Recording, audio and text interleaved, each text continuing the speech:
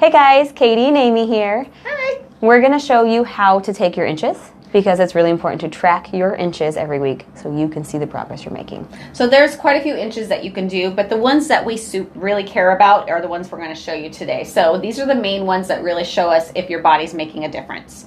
So our first inch measurement is going to be your chest. It's just going to be in the mid chest. If you're doing it yourself, just look in the mirror. Otherwise, if you're going to have someone measure you, you want to make sure that they're always available to measure you on your measurement day. If not, just rely on yourself, look in the mirror, and that'll be just fine. And as long as you're measuring in the same spot you have chosen each week, that's okay. If you're just slightly off from what I'm showing, that's okay, as long as you're in the same spot every week. So the chest, we're going to do mid-chest, and we're just going to go to the end of the tape measure.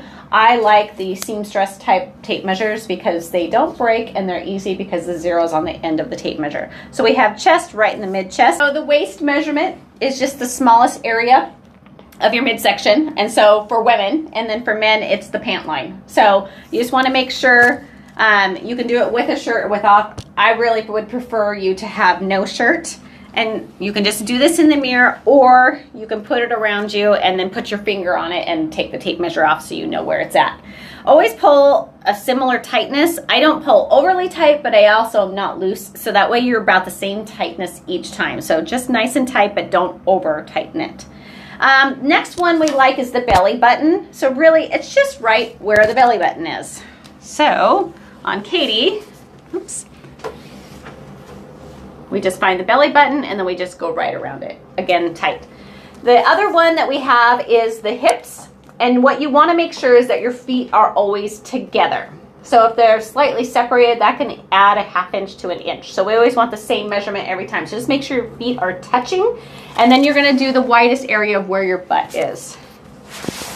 Or you can do your hip creases. So sometimes it's right where your hips are. So right where the butt, and then pull it around and you'll do your inch measurement. So you can either look in the mirror again, or you can put your finger on the tape measure and then take it off. And the last place is the upper thigh. So we like the upper thigh because you're in the same spot every time. And so you go right underneath the butt, and then you go around, and then that way you know you're in the same exact spot every time. So those are the main measurements that we want when we ask for measurements on a weekly basis. Thanks guys. Hope that helps.